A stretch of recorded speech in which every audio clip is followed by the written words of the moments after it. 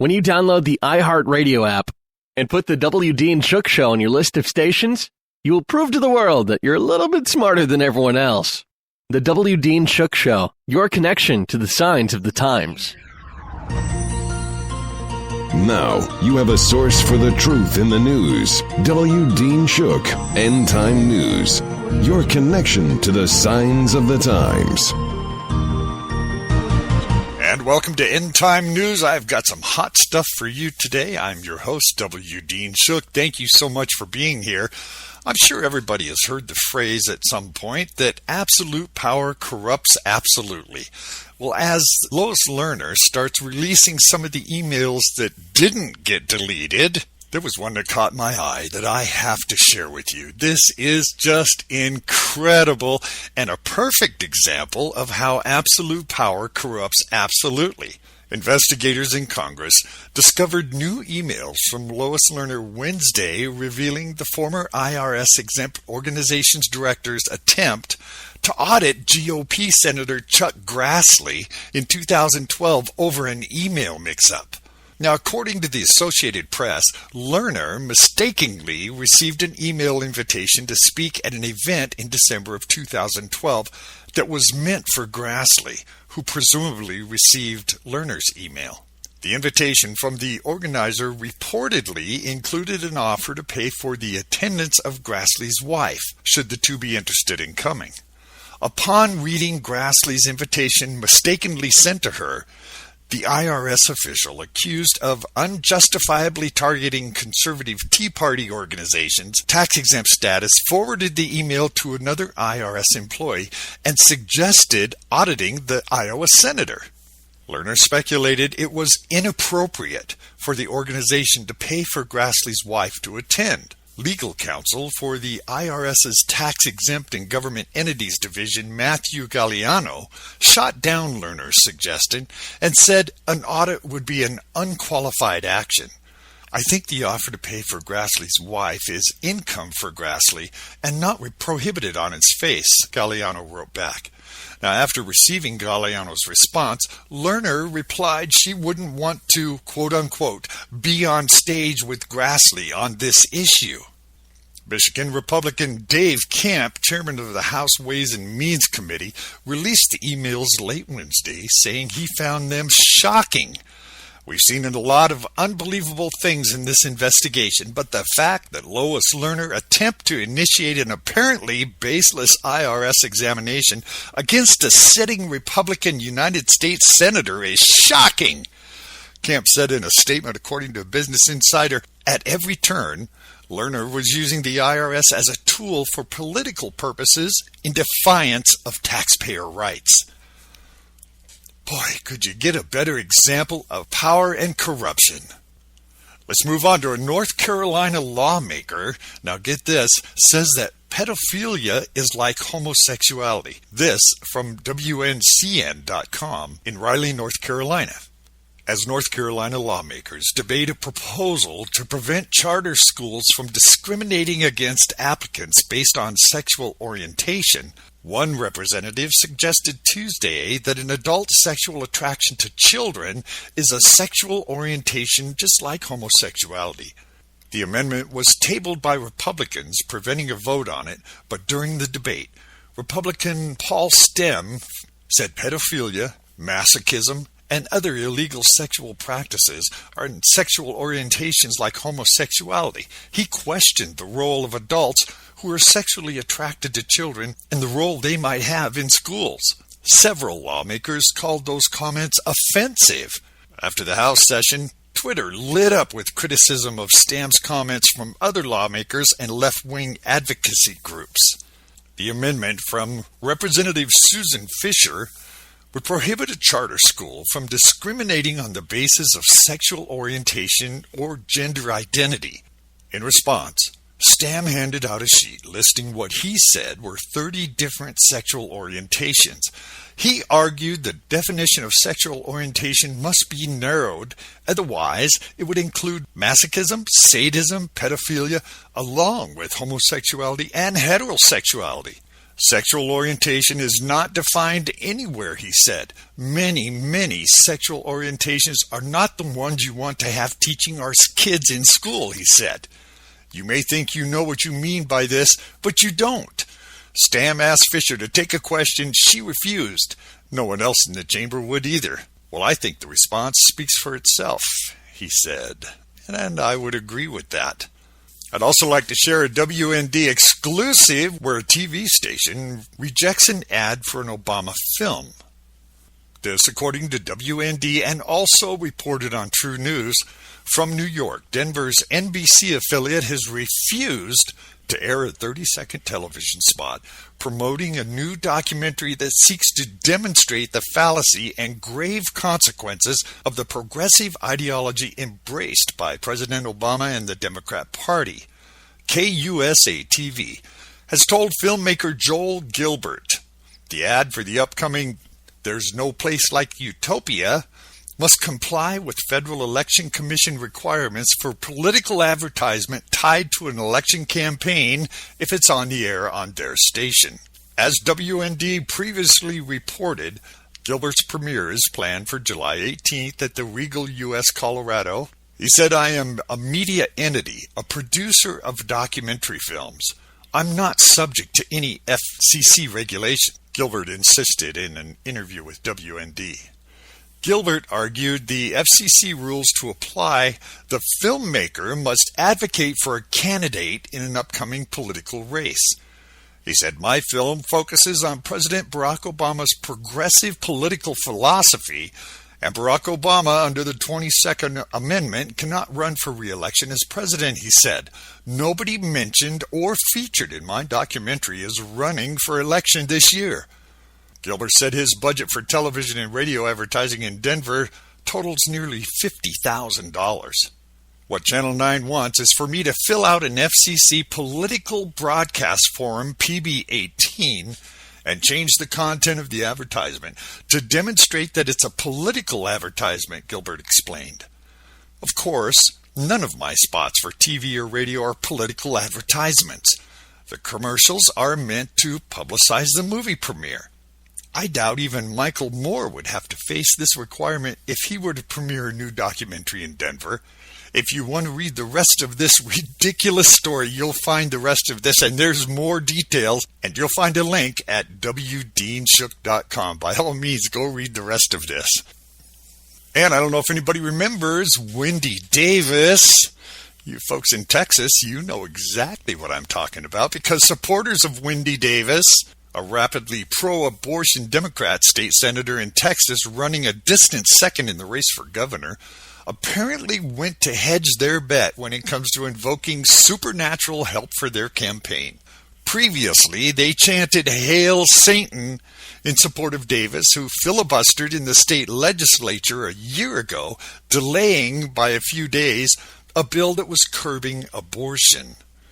Now they're asking for help from God, our Father, our Mother, or maybe Zeus, or the Force. I don't know what's next. But the most recent supplication came from a campaign rally Davis staged in Austin this week that celebrated her 13th hour filibuster 1 year ago today against the bill to ban abortions after 20 weeks. The bill initially failed because her filibuster ended the legislative session. Lawmakers returned the following week to pass it. The partisan prayer by an unidentified supporter didn't mention abortion, but it asked God to inspire voters who believe that our state government must represent all of the people of Texas, not just the rich.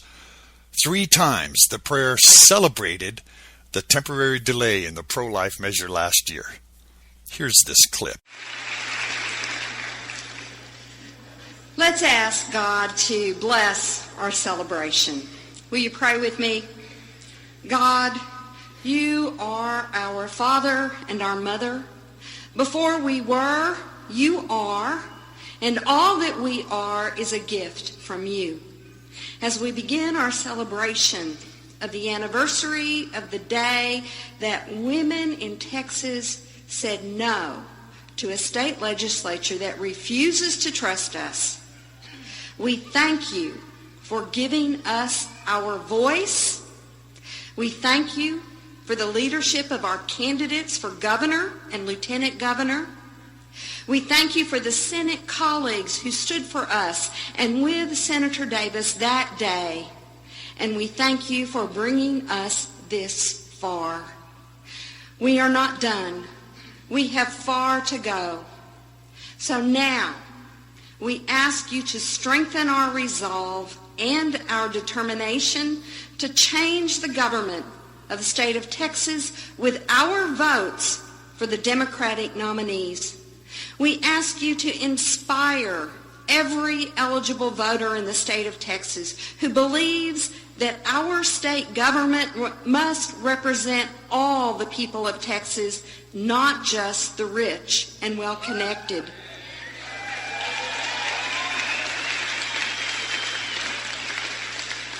Inspire them to vote. Inspire us to work for that vote. Bless our campaign to change the way government operates in Texas. Bless the people of Texas and bless this celebration tonight. Amen and amen. At PJ Media, Brian Preston called the event an abortion party. The law that Davis failed to defeat a year ago was co-sponsored by State Rep. Jody Lennenberg and Donna Campbell, an emergency room physician. The measure has also been supported by a majority of Texas women. As a result of the bill, nearly 24 abortion businesses have closed, about half of the abortion operations in the state, and it was during the battle last year over the abortion bill that the Hail Satan appeals came from the Davis supporters. Meanwhile, pro-life advocates sang Amazing Grace. Well, let me throw in my personal commentary here. This measure passed because real Texans don't buy into this kind of garbage. And here's one you won't want to miss. This may spread all the way across the country. Massachusetts SWAT teams claim that they're a private corporation. Now, this may be a brand new strategy. Listen up to this. As part of the American Civil Liberties Union recent report on police militarization, the Massachusetts chapter of the organization sent open records requests to SWAT teams across the state. It received an interesting response. As it turns out, a number of SWAT teams in the Bay State are operated by what are called law enforcement councils, or LECs. These LECs are funded by several police agencies, and it's given a geographical area and overseen by an executive board, which is usually made up of police chiefs from members of police departments. In 2012, for example, the Tewksbury Police Department paid out about $4,600 in annual membership dues to this Northeastern Massachusetts Law Enforcement Council. The LEC has about 50 member agencies. In addition to operating a regional SWAT team, the LECs also facilitate technology and information sharing and overseeing specialized units such as crime scene investigation and computer specialists. Some of these LECs have also apparently incorporated as 501c3 organizations. And it's here that we run into problems. According to the ACLU, these LECs are claiming that the 501c3 status means that they are private corporations, not government agencies. Therefore, they say they're immune from open records requests. So let's be clear here.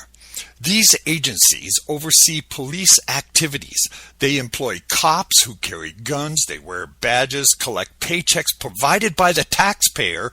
They have the power to detain, arrest, injure, and kill. They operate SWAT teams. They conduct raids on private residents. Yet they say that because they're incorporated, they're immune to Massachusetts open record laws. The state's residents aren't permitted to know how often the SWAT teams are used, what they're used for, or what sort of training they get, or who they're primarily used against. Let's hope this does not become a standard. Read the rest of this story, too, at wdeanshook.com. And it seems like there is a pestilence. Pestilence is breaking out according to Reuters. An Ebola breakout that began in Ghana has turned into a cross-border crisis that could spread to more countries. According to the World Health Organization, who said this on Thursday, calling for drastic action to halt this deadly epidemic. Despite efforts by national health authorities and international aid organizations to contain its spread, the World Health Organization has recorded 635 infections, including 399 deaths in Ghana, Sierra Leone, and Liberia since the outbreak began in February. The crisis is already the deadliest outbreak of Ebola since 1976, and the number of infections continue to rise. There's no longer a country-specific outbreak, but a sub-regional crisis that requires firm actions by governments and partners. Lois Sembo, World Health Organization, Regional Director of Africa, said this in a statement.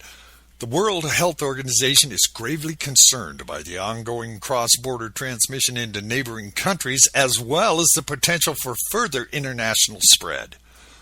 In response to the worsening crisis, the World Health Organization said it will convene a special meeting of health ministries from 11 countries in Ghana and on July 2nd and 3rd to develop a comprehensive inter-country response. Now, Ebola, with a fatality rate of up to 90%, there's no vaccine, there's no known cure. And it has not previously occurred in the West African region. People here have become frightened of health organizations, blaming them for importing and spreading the virus.